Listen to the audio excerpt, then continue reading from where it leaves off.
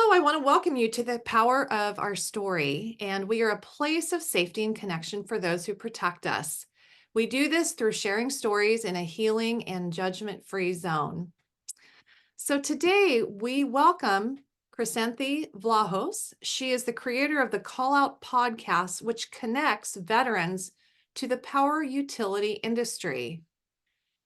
The first critical mission is to bring as many veterans as possible into the power utility industry as quickly as possible, especially line work. The second critical mission is to raise awareness of power linemen's roles as protectors of the grid and national security. Industry projections state more than 30% of the lineman population will retire in the next 5 to 7 years. Coupled with industry growth, utility companies have the daunting task of filling nearly 30,000 lineman positions by 2025. The role of a power lineman is complex. It includes skill sets and studies of multiple areas, including but not limited to science, technology, engineering, math, safety, and construction. Federal legislation is underway to formally designate power linemen as first responders.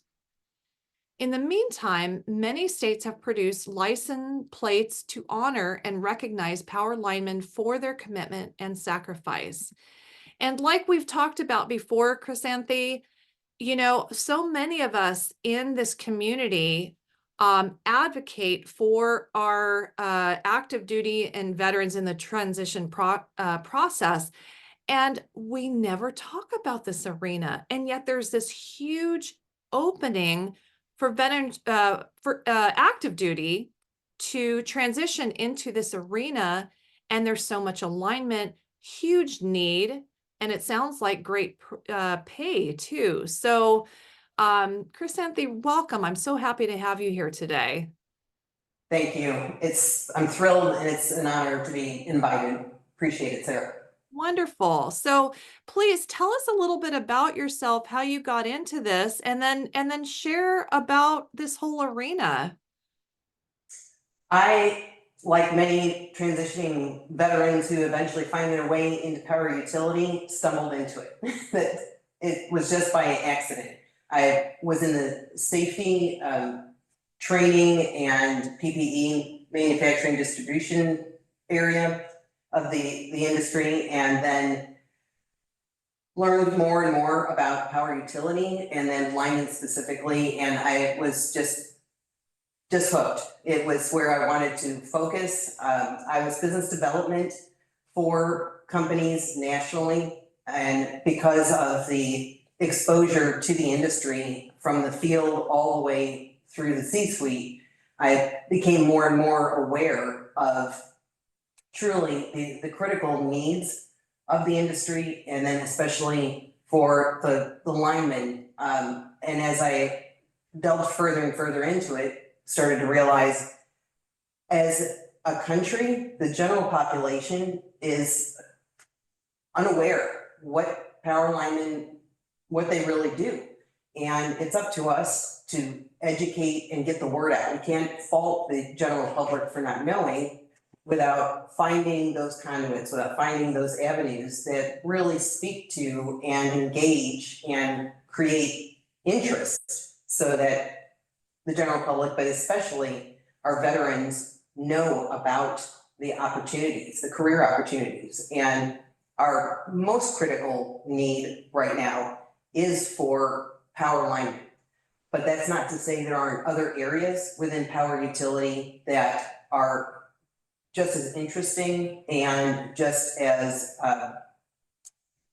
much in need for our veterans to fill those areas. Power utility in total needs our veterans in order to remain secure, which has to do with national security in a lot of different ways. And again, general public isn't aware of those pieces, but hopefully we'll help get the word out and start to fill those gaps.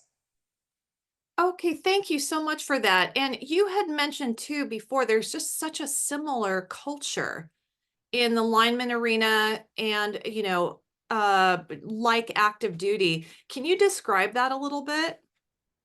Yes, it's not an understatement to say it really is the equivalent of just changing uniforms. A veteran to come into line work would absolutely feels at home from the onset. It's the same in regards to community, camaraderie, overall culture, values. It's amazing and heartwarming to watch a veteran transition into power utility from the very onset, from the training in the training programs, and then to be at a graduation and watch it completely evolve like I am today. I've been lucky enough to attend quite a few. Today I'm in Denton, Texas at Northwest Lineman College for their graduation. This morning they had a rodeo, which is a lot of fun and celebration and competition. Their students compete in teams, and the veterans are a special recognized group from the minute they enroll to all the way through graduation ceremony tonight. And they deserve the special recognition. They've given a lot, their families have given a lot, and then the same experience holds for our power linemen out in the field, and why the veterans are the perfect fit, because they as individuals as well as their families already understand what's required, and they've been through the lifestyle, because it is a lifestyle, it's not a job. And the same commitment and passion our veterans have, our linemen do as well. Once a lineman, always a lineman. Doesn't matter what else you go off to do eventually someday. And a lot do. The lineman career path can take a lot of different turns, and it's an amazing foundation and springboard to go into other areas, whether it's safety, whether it's training, whether it's becoming an instructor, or work your way through leadership in a company and end up being the president. That's so exciting, because I think the thing that has just been heartbreaking for the transition process for, our military going into civilian life is that feeling that they lost their culture, they lost their tribe. And so what I'm hearing from you is that there's just such an ease, that you said it was seamless. And that's really exciting. Of course, that is what so many are looking for. They miss that culture. So I am curious too. So I'm a coach over at the Honor Foundation, which is kind of the tip of the spear warrior. So a lot of them have some very specialty talents and strengths. So it sounds like the lineman arena, it is not just for people to transition to being a lineman, but they can do, like, if they're leadership position, project management, there's openings in many different arenas, right? Is that what I'm hearing? Yes, and that is correct, Sarah. Whether a veteran wants to enter power utility by becoming a lineman first, which is a great start, and then find where else they want to find an interest.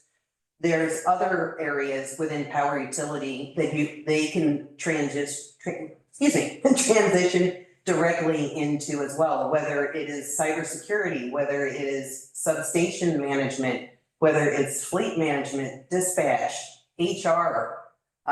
What is really amazing about power utility as an industry, a couple things. One is, whatever the MOS is, whatever the degree is, whatever the trade is, you will find it in power utility. And it's not an exaggeration, it is literal. And then you have on top of it the fact that as an industry, it's collaborative. So then you not only have the community and camaraderie of your own company, but of the industry as well. And there are organizations that help support that and drive innovation, drive working together. There are cohorts which meet annually and others a couple times a year of leadership of the utility companies. It really, it's endless. And then as an industry, we are in a growth trajectory, and it is a very secure, stable industry for career paths. That's exciting. And for people who are interested in exploring this arena, you must be located like everywhere in the United States for linemen. Is that right? Or is there more centralized places where people need to move to be in this industry? Well, help me understand just a little bit more, Sarah, what you meant by centralized, or in other words, are we talking about a resource to find where the jobs and the training programs are, or you mean physically? Yeah. So a lot of times when you're helping active duty transition, one of the main questions is it important to you where you live? So I'm wondering what the opportunities are in many different areas of the United States, or is it more just going to Texas, or, Okay, what are the thank you. options? I appreciate that. It is all over the country. So it really just depends on finding the opportunities within the area of interest as well as location. Now, as far as the lineman, when you first start out, you can pick whichever area of the country you want to go to a training school. Once you're out in the apprenticeship, out in the field, and working out in the field, which you do immediately, as well as being paid very well to learn the industry. During that time, until you top out and become a journeyman and really have your experience under your belt, you're, again, very similar to the military. You're at the industry's mercy. You're at the mercy of the industry. You need to go where the work is in order to gain the experience. So that can mean moving a couple of times. It can mean anchoring, if you're with a family, anchoring your family close to wherever headquarters is for your company, and then you're traveling pretty consistently for storm work. If you work for a power utility, it's going to be a little more localized and stable, except for storm work. You could get pulled because there is a collaborative support program across the country that there's an agreement ahead of time which utilities support which areas of the country. So when there is a call out, which is where the podcast name comes from, those utilities and those linemen, they are deployed. It's just like a military deployment. They hit the road at a moment's notice, and they don't know when they're coming home. When the work is done is when they come home. So once you gain experience and been in the industry long enough, you can be a little more selective and pick where you want to be anchored and who you want to work for. Until you get that experience, it's very similar to military lifestyle. Okay, that is very helpful. So what I heard you say is at the very beginning, you go to where you need to be trained, but you're also paid well in the meantime. And then to gain that experience, you may have to move around a couple times, but you can anchor your family into the headquarters near there. And then as you have gained that experience, then you can be a little more selective. And okay, that's great. And then like you said earlier too, matching the military experience, it sounds like there's just a variety of ways that you can be in this industry, like whether all different arenas of strengths, whether you're an engineer, whether you're a lineman itself, or you're project management, or any of those things. There's just a lot of openings into this arena for our active duty to seamlessly find a new career that will feel familiar with a familiar culture. So Yes. Okay. That is really exciting. So, I am curious, do you have any stories that you can think of, I'm kind of putting you on the spot here, but of just watching people transition into this arena? Yeah. Well, it's a fair question, Sarah, and that's where the podcast comes in. We bring those stories to the veterans so that they can hear it from other veterans who are in the industry now. So the Call Out Podcast is, the format of it is we bring a different veteran co-host for each episode. And then that veteran co-host is an influencer, has a following in order to help bring and expand that audience. So then my co-host interviews a lineman who is also a veteran, and they exchange stories, what their background was, how they found the military, why they wanted to go into the military, what they liked, what they didn't like about it, and the same then rolls into and expands into line work and what that looks like and how you segue into it and what the lifestyle is like, what it's like for your family. And it's interesting that while there's ongoing similarities, commonalities between the co-host and the guest, there's always individual story parts to it of where the guest finds that special connection and why it's dear to the lineman having that military background, as well as now being all of that sacrifice and time, how it's an asset and being utilized as a lineman. Okay, I just have to say, I'm really excited about this, about knowing about this. I think we'll be connecting a lot in the future, honestly. So what do people do who are listening to this, who are, they're transitioning right now and they're very interested in this arena?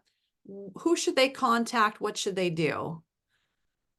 There's a variety of ways. I am actually in the process of building an app that will be a great resource to help from every angle for the veterans as well as power utility. And it'll be completely specifically focused on those two areas, those two communities.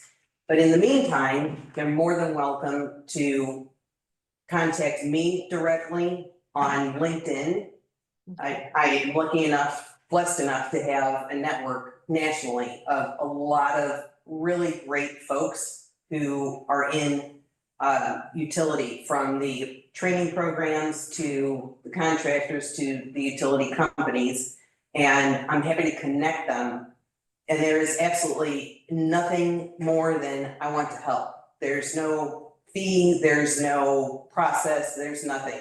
Send me a message or email me, and I'm happy to get you the information and connect you with a real person with their email and their phone number. And anyone I would connect them to will be thrilled to hear from them and take them by the hand and help them answer their questions, as well as say, and they'll be honest with them if their program or their job opportunity really fits them. And if not, they want to help the veteran. They'll connect them again to where else they think would be helpful. We're a great community in the power utility industry. That's wonderful. So I'll have all that in the description on the channel. So that is perfect. It looks like you're signaling somebody to come in. Oh, wonderful. Welcome. Welcome to the Power Story. Sarah, Billy Kid, nice to meet you. Very nice to meet you too.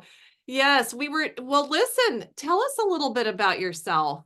Thank you, Krisanthe, for all that, by the way. Yeah, well, like I said, my name is Billy Kid. I've been in the craft industry for 24 years and started out as a laborer way back then and sort of worked my way up to campus president here at Northwest Lineman College. And it's Friday, we have graduation tonight. We just got done with our lineman rodeo and I'm sitting here with you two. I don't know what else could happen today besides maybe go buy a lottery ticket and hit $1 million. Oh, I love it. I'm loving everything about this whole conversation. Well, listen, it's wonderful to have you. And we're going to open it up to the group here to ask more questions. So again, just curious, how many people are you looking, how many roles are you wanting to fill like in 2024? Do you have access to any kind of number? So explain what you mean by roles. Well, we have, a lot of us are connected to all different jobs in the military. So many of us are advocates for our transitioning military. And so we're just, being able to have this discussion and finding out more about the lineman arena. I'm just curious, how many, it just sounds like a place where there's many openings and opportunities. That's what I'm gathering. Okay, that makes sense. Yeah, so in the power delivery trade, I mean, we need over 15,000 apprentices. That's not journeymen, that's just apprentices in the next 4 to 5 years. Well, we had a term graduate today with around 200. We have a long ways to go, right? We're just a small piece of that. So when you're talking about jobs and military and things like that, it just is a cohesiveness because they have a brotherhood and sisterhood when they're in the military, of course.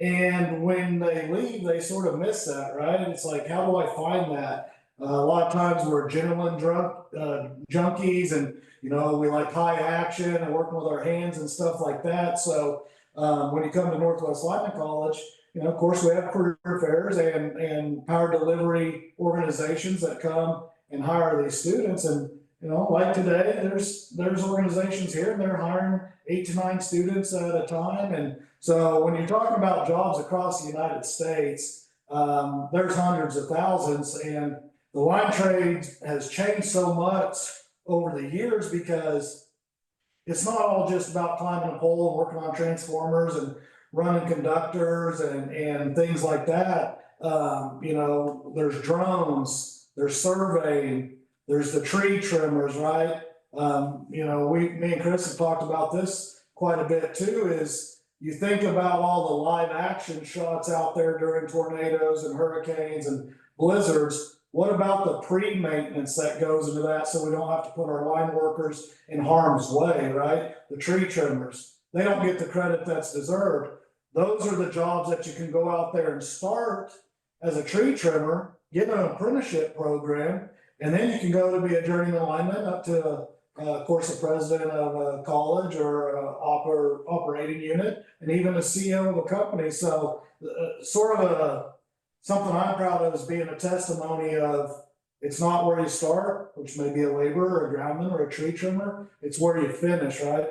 I know I probably look a little older than I am. That's called trade years. It's like dog years. It's like I think 12 to 1 instead of 7 to 1. But I'm 42 years old, and I didn't do it off good looks. That's obvious. Sarah, okay. See, it's obvious, but no, there's a delay. That's a delay.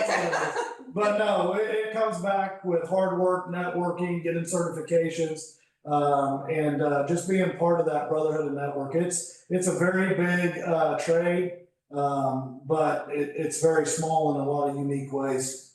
And I think it's important to note also, back to the tree trimming or veg management, what they call it on the utility side, is that those folks are shoulder to shoulder with our linemen, and they actually have to go in before the linemen and clear areas plenty of times. So there's a lot that goes into the support of turning these lights on and keeping our databases secure and our nursing homes powered and our hospitals. And it is not an overstatement to say we need our veterans in order to keep our country secure. This really, truly is a matter of national security in every aspect, from the veg management to our power linemen to our dispatch to the drones. They're all a very critical part of our national security.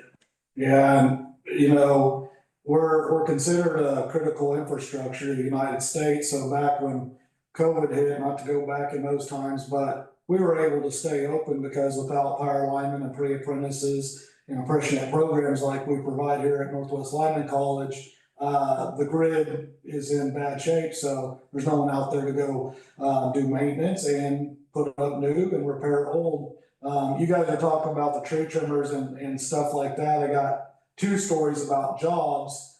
We have an alumni student. I was talking to his father today. That's our keynote tonight.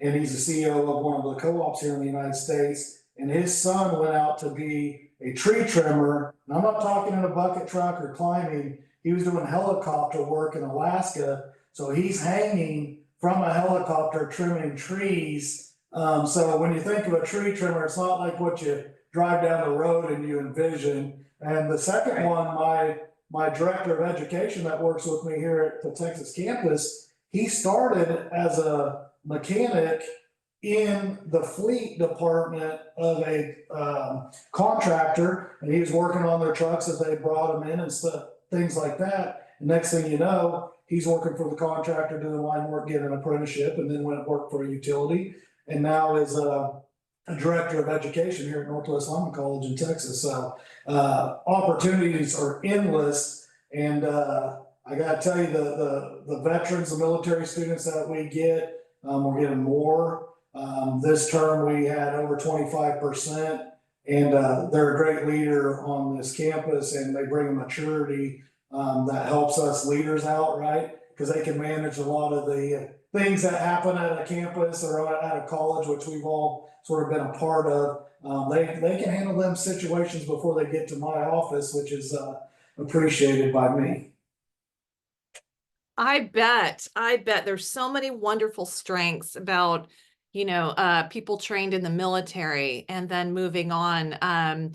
This is very exciting. And again, your name is Billy?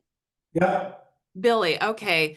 Billy, I really appreciate you sharing. I think, and congratulations too on your success. That's really exciting to hear that, and says a lot about you. So thank you for being here today.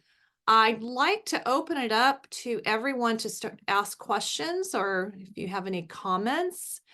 While you're opening, Sarah, before I forget, because it will fall out of my head here shortly, I wanted to make sure to let everyone know within probably the next month or so, we'll have a podcast which will feature this campus with Gretchen Evans as our co-host. And for those who don't know who Gretchen Evans is, she is a highly decorated command sergeant major from the Army who was medically retired after like somewhere around 30 years or so, I think it was, and due to a massive combination of injuries where she was hurt and thrown into a bunker head first and was then flown home, and it's taken quite a few years to recover. But talk about a testament to the human spirit and drive and grit, and won't let anything stop her for more than just enough to gain her breath and keep going again. She'll be here this evening at the graduation with us, and then she will interview Billy along with one of their graduates who is also a lineman. So we'll have that episode coming up in the near future, and it'll be phenomenal. It'll be really good. Oh, thank you for sharing that. I think I've seen her on LinkedIn. She won the Tillman Award last year. She's highly noted speaker, as well as she created Team Unbroken, which is her own charity organization to support veterans so that they have a place and a support and a rope team. And that all veterans, when they come back, typically, some of the injuries you can see, some of them you can't, but it means nothing in regards to their value, and what they can accomplish and what they bring to the table is still hands down just unbelievable, and that they're not broken. They can be looked at that way sometimes by an organization or general public because they don't understand. And if you know any of these folks, you understand very quickly. They're just very special people as well as highly skilled. Well, that's really good to hear. I know that's what really opened my eyes is the amount of suffering that the people who have sacrificed so much to protect us have gone through, and how disconnected our culture is. The civilians I was, until somebody shared their story. And that's why I feel so passionate. I just keep going in this arena because I want our protectors' voices to be heard. I want them, I just feel like that's our duty as civilians, to be in there with them, especially in the back end, whether it's healing or helping them transition and I think that's why I feel very excited about what you are talking about today. I feel, oh, go ahead, Billy. Let me add to that, just once again, once you guys were talking there, it sort of triggered something. I told you we have a lot of veteran students and they use their VA benefits and things to come here, but week 2 of every term, we have a partnership with Military Veteran Peer Network. They're a local organization here that's state funded. And we throw a big pizza party and they come and we just invite the veteran students. And what they do is, next thing you know they have that network, that brotherhood, that support system that's needed. And then there's a ranch right here down the road that they're all invited to where they can go work out, they can eat there. We do community service events with our student body where we go trim trees. We've painted their fences, and it's just a way to give back, right? Because as a power lineman, you're gonna make plenty of money if you work hard. That there's no question about that. But giving back to your community and taking care of the ones that maybe can't take care of themselves, that's what matters, right? Those are those people skills, and those outweigh the technical skills in leadership. That is absolutely beautiful. I mean, you're hitting the bullseye in so many different arenas of what is needed. That purpose, that being able to be together and to be able to pay it forward and to give to other people. It's just, it's fantastic. Thank you. Yeah, 2 terms ago, our veteran students got to do the 4th of July celebration, and they got to carry the big, huge, of course, American flag down the parade of the city. And then they also, not just to be on the spotlight there, they were behind the scenes picking up all the mortar shells from all the big fireworks. So that was pretty neat, and we were proud of them for that moment. And probably one of the proudest moments I've had of our veteran students is we had MVPN, that organization I was just talking about, reach out to us and just say, hey, we have a widow that her husband's passed away in the military, and she needs to get to New Mexico. Do we have any students, VA students veteran students that may want to help her pack up her U-Haul and get her there? Next thing you know, we have, I think, don't quote me on the number, but there was like 17 of our students that went over there, packed her up. And I knew it was the veterans because when I seen the picture, you couldn't have added a quarter into that U-Haul. It was packed so tight, which they of course learned while they're in the military and being efficient and stuff. And so that helped that widow out and got her to New Mexico, and that way she could concentrate in on taking care of the kids and and grieving her husband passing away. So that was pretty special. That is special. That's gold right there. Oh my gosh. Amazing. And Well, Sarah, I wanna make sure that we highlight multiple times, so that, because a big part of why we're reaching out and doing our best to get this information to the veterans is so that they're intentional before they even transition out to target the power utility industry, and to understand they can use their GI Bill for this training. So it's something that they can investigate and sign up for before they even leave. You know what's cool is that's the first part of it, but when they leave NLC, Northwest Lineman College, they can get into apprenticeship, and their VA still pays them because it's on the job training for the next 3 to 4 years. So they're making lineman wages and apprenticeship wages, groundman wages, whatever it looks like, but they're also getting paid by the military because it's continuing education and training that the military pays. So you're sort of getting 2 for 1. oh, wow. Okay. Very interesting. Well, thank you for all that. I appreciate you sharing. It's very exciting because, again, in the arena I'm in, I'm very surprised I haven't heard about this, and it's exciting to hear about it. So thank you again. Does anybody have any comments or questions? Jim? Well, I'll just offer up that I'm excited to hear the information and pass it along, because my son-in-law is a warrant officer in the Marine Corps. His MOS is utility control officer on the electrical side.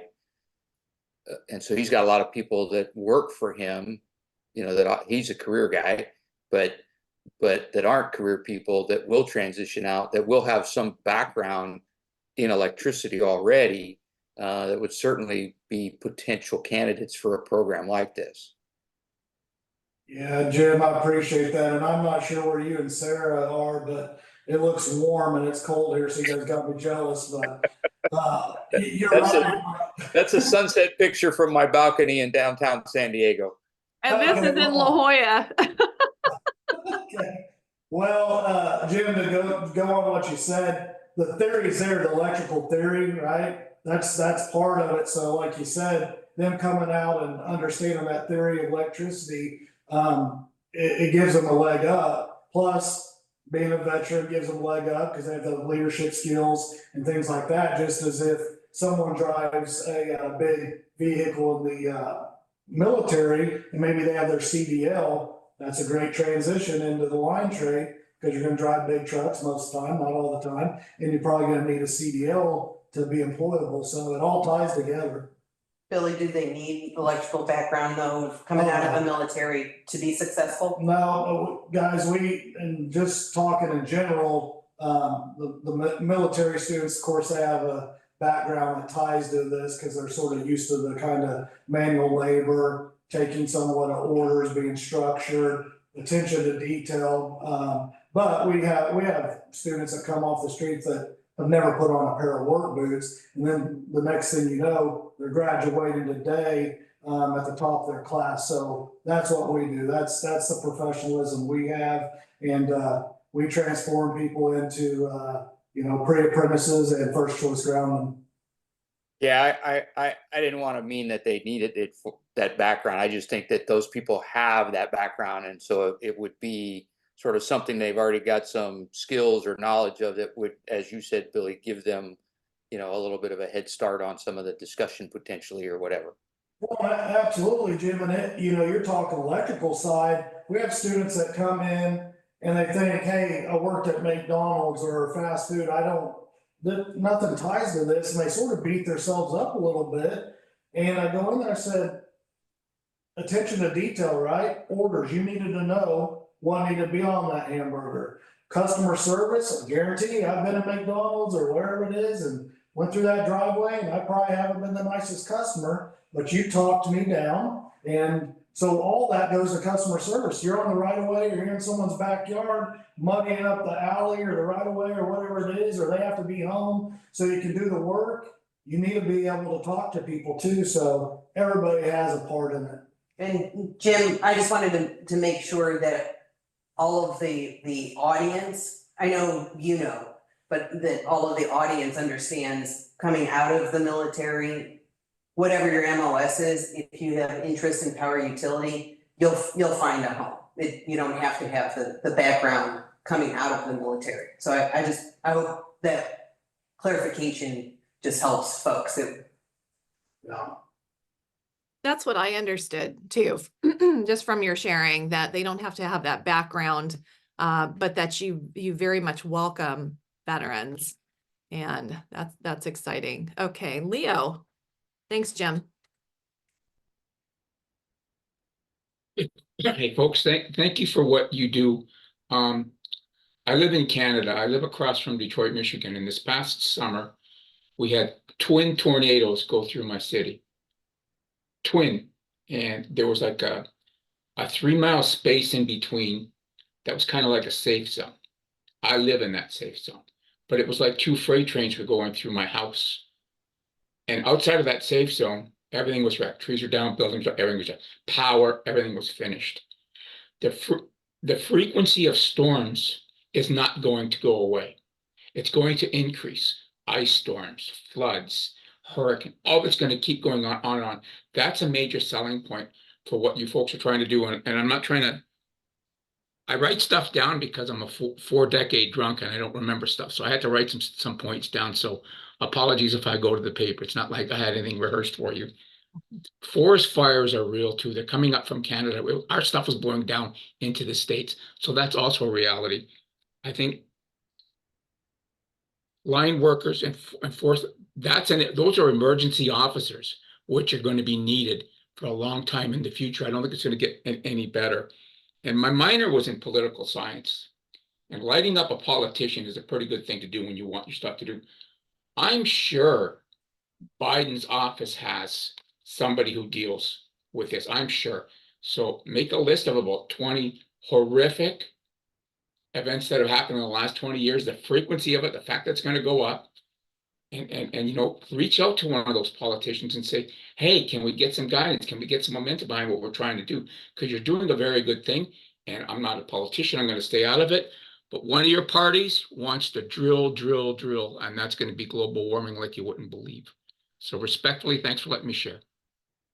Yeah, thanks, Leo. So to add a little context to some of your points you made, you talked about the fires, right? So out in that direction, our students at Northwest Lineman College and other line workers are out there, instead of putting the power lines overhead, they're putting them underground, right? So we're getting better at that kind of stuff.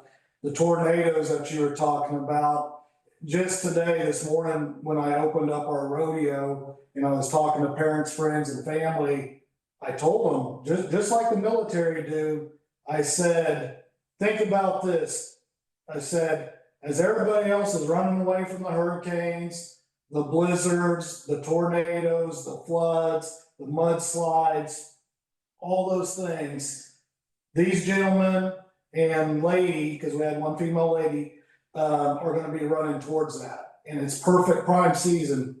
Northeast right now, blizzards. Midwest, where we're at, fixing to get in tornado season. We just got done with hurricane season. In California, you've seen the floods and the fires and things going on, especially the floods right now. These are the folks, these are the heroes that are running towards it, just like our military do cross seas and here in the US. So it just comes natural to our veterans because they're used to that before they get here. You know what I mean? So thank you for bringing that up, Leo. I'm not talking too much, am I? Not at all. Not at all. But to add to your very well stated point, this is why our power linemen need to be federally designated as first responders and have the same recognition and the same support and it's not to take away from the rest of the first responders. We're all in this together, but our linemen have been overlooked for that. Legislation has just sat and stalled. It's appreciated there are states which have license plates, and we do have, thanks to Bill Bosch with Northwest Lineman College, he did have legislation, he was instrumental in helping the legislation pass that April 18th is Nationally Lineman Appreciation Day.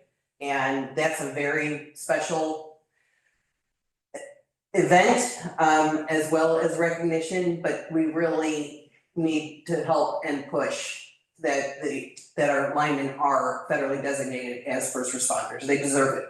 So to add to that, she's correct. Bill Bosch, my peer in California, Hall of Fame lineman, I think 46 years in the trade. Remind you, I'm 42, just if Bill's listening.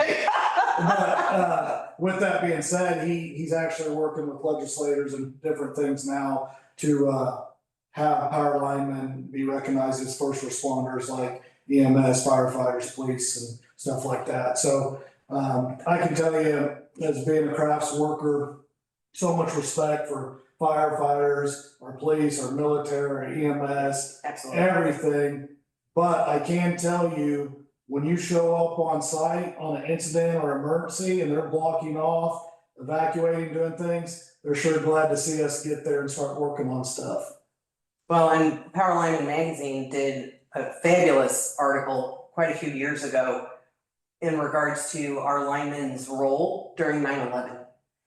Most people don't know what it took and where our power linemen had to go and crawl into to secure the heart of our financial district for this country, as well as address national security at the Pentagon, in New York City. I mean, it's really, it just blows your mind what our linemen do. And then you have the technical side of it, you have the human story side of it, and there's no end to their talent as well as their commitment. They love our country and they would do anything for their citizens. And our citizens are beautiful people too. When every lineman has fabulous, just heartwarming stories about folks in neighborhoods who, when they got their power on, came out and thanked them during storm response. Neighbors actually cook meals for our linemen and take them out there, because if you don't have lights and you don't have power to generate your air conditioning, your cooking, so on and so forth, the linemen, they're even less. They're sleeping in their trucks, they're in camps, out just as a community, and they don't know when their work will be done, but they will not leave until the work is done. And it's about protecting our country. So it's really, and you can't say enough about our linemen and our citizens. They throw parades for them. There have been linemen who, as the caravans are going back out, neighborhoods come out and they line the streets and applaud. It's really touching. I am never going to look at a lineman, the same way after this conversation. Like, I want to find them and go thank them. So, that's really, really cool. Thank you for sharing those stories. What came to mind too, when you have people that they go into law enforcement, firefighting, or military, and maybe they got to the point where that arena was too much. They're actually feeling a burnout in that arena, but who they are, it's that serve and protect person. And they're still physically fit, at least for the lineman work itself. It just seems like a beautiful option. Like, here is another option where you may not have to deal with the criminal element, but you can go and serve our country in a different way, or having to protect physically, overseas. It just seems like another huge option, instead of just, maybe after retirement, or I don't know. It's just, you're opening my mind to so many new roads for our people who are just built to protect and serve. So listen, I want to thank you so much, Krisanthe and Billy. Is there anybody else that has a comment or a question? Yeah, Barry.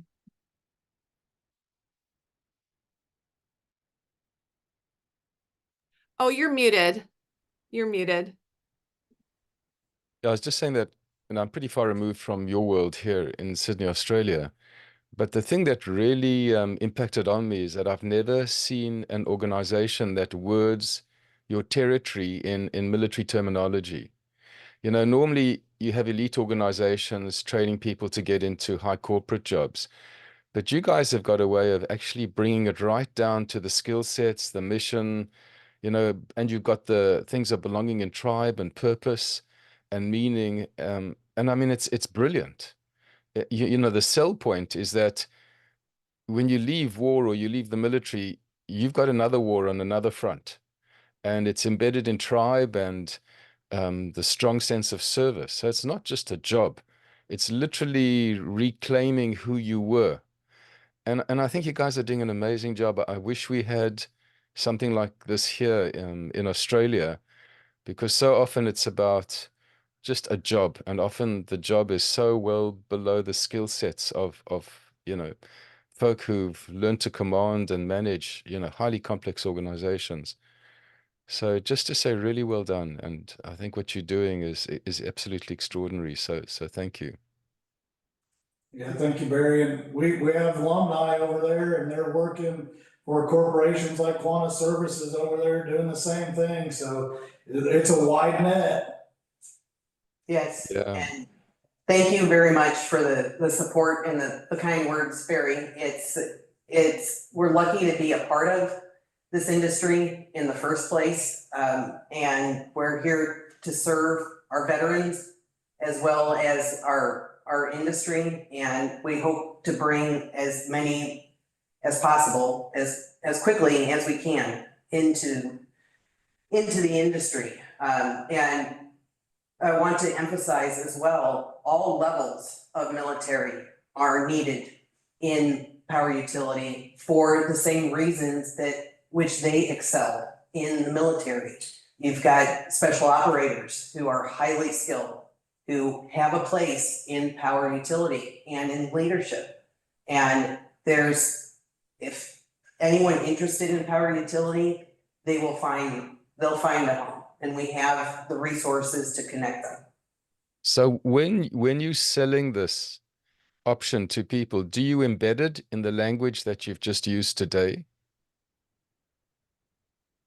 Well, if you mean, in other words, spreading the word so that they understand the opportunities. Yeah. It is what you hear today is how it's what resonates, and it's what means something to us in relationship to the industry, and then translates to the veterans as well. And we learn from the veterans. We don't claim to understand, and because Billy and I we're not veterans, but we're passionate about our veterans. And so we ask them, what works for you? Whether it's language, whether it's environment, whether it's how they need to be connected, where they need to be connected. And so it's a work in progress that we hope to continue evolving, but most of all, communicating out to the veteran community. We're here for you. You have a home there, and these are really well-paying jobs with great benefits to take care of yourself, your mental and physical health, and your family. Well, at the end of the day, what you guys are doing is actually literally going to be saving lives. Yeah. We hope so. We lose too many of our veterans. And a lot of it, the majority of it, is because of stress and instability and not having that community and that resource. And so we hope so, Barry. Thank you. And Barry, I know, Sarah, we're probably getting a little long, but No, go ahead. it comes down to purpose, right? As humans, we want a purpose. It could be your kids, it could be your animals, it could be your mission, your vision. And the thing about veterans and line workers is you're usually away from your family at times. All you got is your brothers or sisters on the right of way, just like if you got a platoon or whatever, it's the same concept. So if you don't think line workers sit in a hotel all alone having some of those same thoughts of, what's going on here, it's the same kind of mental thoughts. So it really ties together. So I appreciate you saying that. That's excellent. Thank you. Very well said, Barry. And I really appreciate the response. This is like when a lot of us think about how we can help our protectors transition into a culture that makes sense to them. I feel like I've hit the jackpot today with how you are just expressing what this arena is like. And so I'm so thrilled. I want to get Rich in there before we say goodbye. Rich, do you still have a comment or question?